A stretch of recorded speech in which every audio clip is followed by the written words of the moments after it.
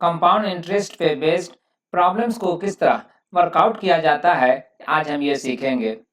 इस सीरीज में जो भी क्वेश्चन हम स्टिकअप करेंगे उसमें फर्स्ट ऑफ ऑल क्वेश्चन है question number 1, find the compound interest on the following. Following means यहाँ इंफॉर्मेशन कुछ दिया हुआ है, उस इंफॉर्मेशन पर बेस्ड हमें कंपाउंड इंटरेस्ट को फाइंड आउट करना है। इंफॉर्मेशन है प्रिंसिपल का, प्रिंसिपल ₹10,000 है और रेट परसेंट पर एनम जो लिया जाने वाला है वो 12% का है और how many number of years के लिए लिया जाने वाला है, तो नंबर ऑफ ईयर्स यहाँ 2 है। On the basis of the information given how can we find out the compound interest, let's see. यहाँ पर जो प्रिंसिपल फर्स्ट ईयर के लिए इन्वॉल्व है वो प्रिंसिपल है ₹10,000, so we take it as principal 1 P1 ₹10,000 है और रेट ऑफ इंटरेस्ट R हमारे लिए 12% और नंबर ऑफ ईयर्स जो हम कंसीडर करने जा रहे हैं वो है 1, so T1 equal to 1। Therefore the simple interest for the first year के लिए जो सिंपल इंटरेस्ट होगा उसे हम SI1 से इंडिकेट करेंगे और इसलिए SI1 जो भी होगा वो कैलकुलेट किया जाएगा by using the formula for the simple interest P1 into R into T1 by 100। P1 को रिप्लेस किया जाएगा 10,000 से, R को रिप्लेस किया जाएगा 12 से और T1 को रिप्लेस किया जाएगा 1 से। नाउ 10,000 को 100 से 100 टाइम्स में कैंसिल किया जा सकता है। After cancellation we multiply 100 and 12 which gives, so 1200 simple interest हुआ फॉर द फर्स्ट ईयर। इस सिंपल इंटरेस्ट को अगर फर्स्ट ईयर के लिए जो प्रिंसिपल है ₹10,000 उसमें ऐड कर दिया जाए तो यह 1 ईयर के बाद जो अमाउंट बनेगा उसका वैल्यू देगा। देयरफॉर अमाउंट आफ्टर 1 ईयर कितना होगा, 10,000 plus 1200, now it will come 11,200। यही अमाउंट सेकंड ईयर के लिए एज प्रिंसिपल होगा, so therefore for second year के लिए प्रिंसिपल जो होगा P2 वो हो जाएगा 11,200 और R रेट ऑफ इंटरेस्ट है, it will remain the same, so it is 12% और time period T2 equal to 1 year, second year means 1 year. Now during this 1 year ₹11,200 पर कितना सिंपल इंटरेस्ट होगा, now we shall calculate it. Simple interest जो second year के लिए होगा उसे हम SI2 से इंडिकेट करेंगे। Therefore SI2 equal to P2 into R और इंटू T2, सेकंड ईयर के लिए time T2, now divided by 100. Now we shall put the values of P2, R and T2 from the given information. Therefore 11,200 into 12 into 1 by 100. Clearly 11,200 100 से 112 times में divisible है, therefore we divide it and we write it here 112। ये 1344 simple interest हुआ principal 11,200 पर, इसलिए ये principal after second year कितने amount में कन्वर्ट हो जाएगा इसे हम कैलकुलेट करने के लिए इसके साथ इस सिंपल इंटरेस्ट जो सेकेंड ईयर के लिए है ऐड करते हैं। Therefore amount after second year को हम लोग A2 से रिप्रेजेंट करेंगे। Therefore A2 equal to 11,200 plus 1,344 and that will be 12,544। इसलिए कंपाउंड इंटरेस्ट को फाइंड आउट करने के लिए इस अमाउंट में जो आफ्टर 2 इयर्स हुआ 12,544 इसमें माइनस करेंगे जो प्रिंसिपल था इनिशियली दैट इज 10,000 उसको। Therefore CI equal to 12,544 minus 10,000 equal to, clearly 12,544 minus 10,000 gives 2,544. This is the compound interest. This is the compound interest in rupees. Answer. Now we come to the question number 2. Find the compound interest on the following. यहाँ भी जो information है उस information के basis पे compound interest को find out करना है। और इन्फॉर्मेशन क्या है? इन्फॉर्मेशन है अबाउट प्रिंसिपल रुपीज 2800 का, रेट ऑफ इंटरेस्ट पर एनम 10% का, और number of years is 1.5 year. इस केस में भी कंपाउंड इंटरेस्ट को फाइंड आउट करने के लिए हम ईयर वाइज सिंपल इंटरेस्ट को फाइंड आउट करेंगे और eight the end of year हम उसे प्रिंसिपल में ऐड करेंगे जो नेक्स्ट ईयर के लिए प्रिंसिपल होगा। Therefore for the first year principal को हम लोग P1 से इंडिकेट करेंगे और ये है 2800 और रेट ऑफ इंटरेस्ट जो चार्ज किया जाने वाला है वो है 10% और नंबर ऑफ ईयर जो हम लोग काउंट करेंगे 1 ईयर, दैट इज 1। देयरफॉर जो सिंपल इंटरेस्ट होगा फर्स्ट ईयर के लिए SI1 उसे कैलकुलेट करेंगे bye using the formula P1 into R into T1 by 100। अब यहाँ पर P1, R और T1 के वैल्यू को पुटअप करेंगे जो इन्फॉर्मेशन यहाँ अवेलेबल है। दैट इज P1 यहाँ पर 2800 होगा, R यहाँ पर 10 होगा और T1 यहाँ 1 होगा और बाई 100। क्लियरली 2800 को 100 से 28 टाइम्स में कैंसिल किया जा सकता है। Therefore the product of 28, 10 and 1 comes 280। ये 280 रुपीज सिंपल इंटरेस्ट हुआ फॉर द फर्स्ट ईयर। किस प्रिंसिपल का? जो प्रिंसिपल 2800 है उसका।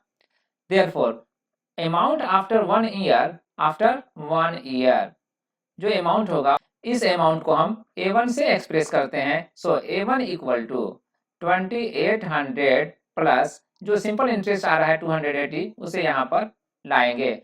अब 280 को 2800 के साथ ऐड करेंगे and it will give rupees 3080। ये अमाउंट हुआ eight the end of 1 year.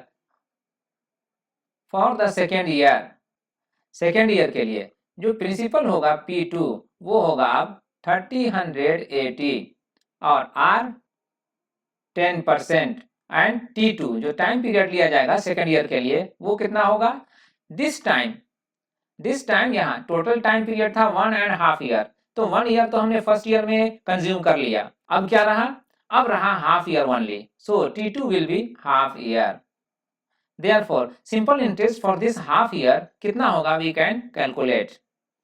Simple interest जो हाफ ईयर के लिए हम लोग कंसीडर करने जा रहे हैं उसे हम लोग एक्सप्रेस कर रहे हैं SI2 से। SI2 equal to we shall write it P2R into T2 by 100। That is P2 के बदले अब हम लोग लिखेंगे 3080, R के बदले में हम लोग लिखेंगे 10 और T के बदले में हम लोग लिखेंगे हाफ एंड बाई 100। 100 को 10 टाइम्स में कैंसिल करेगा और 3080 को 308 टाइम्स में कैंसिल करेगा। देयरफॉर जो सिंपल इंटरेस्ट होगा हाफ ईयर के लिए वो होगा SI2 equal to 154 rupees 154। Now at the end of this half year वो प्रिंसिपल जो 3080 था अब अमाउंट कितना हो जाएगा? A2 equal to P2 plus SI2। Now we will put the values of P2 and SI2. P2 है 3080 और SI2 है 154. Therefore, their sum will be 3234. Now, CI equal to A2 minus P1 and that is 3234 minus 2800 and that will be 434। दस compound interest जो हुआ 1.5 year में वो rupees 434 हुआ। Answer. Now we come to the question number 3।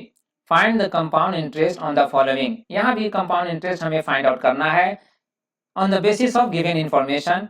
जो information है वो है प्रिंसिपल रुपीज 20,480 का, रेट ऑफ इंटरेस्ट पर एनम जो चार्ज किया जाने वाला है 6/1/4% का, और number of year for which we have to find the compound interest वो है 2 ईयर एंड 73 डेज का। सो 1 बाई 1 ईयर का हम सिंपल इंटरेस्ट फाइंड आउट करेंगे और फिर फाइनली जो अमाउंट बनेगा उसमें से प्रिंसिपल 20,480 को माइनस करेंगे, तब कहीं जाकर के जो रिजल्ट आएगा वो होगा compound interest for first year. First year के लिए जो प्रिंसिपल है वो है P1 equal to 20,480, rate of interest है 6/1/4% का और टाइम पीरियड जो हम लेंगे T1 equal to 1 year. Now we shall calculate the simple interest for the first year by using the same formula SI1 equal to, here we can directly use the information given, that is SI1 equal to 20,480 into R equal to 6/1/4% है, so we can write it 6 4 जा 24 and plus 1 25/4 and time T1 1 year है, so 1 by 100, ये 0 और ये 0 can be cancelled. 2848 को 4 से divide किया जा सकता है in how many times 512 times में। सो वी डिवाइड 2048 को 4 से 512 टाइम्स में, this gives us 512 into 25 and into 1. 1 has no effect in multiplication and this 10 remains as denominator. Now 512 can be divided by 2 in 256 times and 10 can be divided by 2 in 5 times. Again 5 can divide 25 in 5 times. So now we find finally rupees 1280, ये हुआ simple interest for the first year 20,480 पर। अब amount ये after 1 year कितना बनेगा, तो amount after 1 year A1 जो होगा वो A1 को फाइंड आउट करने के लिए हम डायरेक्टली ऐड करते हैं इस सिंपल इंटरेस्ट को प्रिंसिपल 20,480 में, that is 20,480 plus 1280. Now this amount will meet as principal for the second year. Second year P2 will be 21,760. For the second year, principal will be 21,760. Rate of interest will remain as the same, that is 6/1/4%, and this is 25/4%. Time T2 will be second year means 1 year. Therefore, second year के लिए जो simple interest होगा इस principal पर वो हम calculate करेंगे SI2 equal to 21,760 into 25/4 into 1 by 100. In simplification, this 0 can be cancelled by this 0. Again 2176 is divisible by 4, and now we multiply 544, 25 and 1. 1 has no effect in multiplication, so we let it go and then we write only by 10. After this 544 is divisible by 2 in 272 times, so we cancel 544, and 10 is divisible by 2 in 5 times and write 5. Now 5 divides 25 in 5 times, so we now have rupees 1360. ये simple interest हुआ for the second year. Amount after second year, this amount will be shown by A2. So A2 equal to, A2 को find out करने के लिए principal P2 को 21,760 में add करेंगे SI2 1360 को, डायरेक्टली ऐड कर सकते हैं। The sum of 21,760 and 1360 gives 23,120. This is the amount after second year. अब यही अमाउंट रिमेनिंग ईयर के लिए प्रिंसिपल होगा। So अब रिमेनिंग ईयर है कितना, for third year T3 equal to 73 days. 73 days को we have to change into year, 73 days को ईयर में काउंट करने के लिए we divide it by 365. Therefore 73 by 365 and now it is in years. Therefore P3 जो होगा यहाँ पर, अब P3 होगा ये अमाउंट 23,120 का, 23,120 and R will remain the same, that is 25 by 4%. And number of year we have already calculated here. 365 73 से 5 times में divisible है, so we cancel 365 and write it here 5. Thus we get number of year for the remaining year 1 by 5 year. Therefore now we calculate the simple interest for the remaining 1 by 5 year by using the formula of simple interest, that is therefore SI3 equal to and then divided by 100.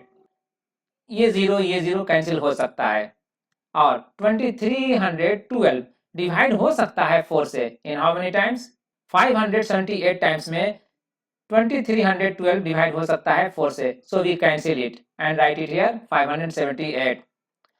Now 25 को divide किया जा सकता है 5 से and so we cancel it and write it here 578 into 5 by 10 and now 10 is divisible by 5 in 2 times and 2 divides 578 in how many times 289 times में 578 divisible है 2 से, so we cancel 578 and write it here 289.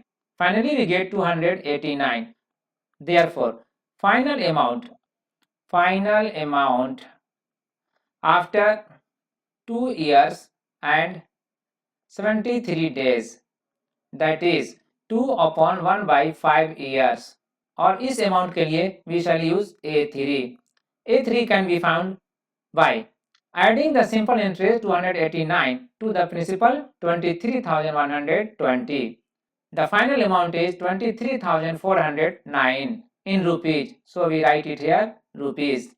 अब हमें इस amount के help से compound interest को find out करना है 2929 in rupees, so compound interest is rupees 2929. Answer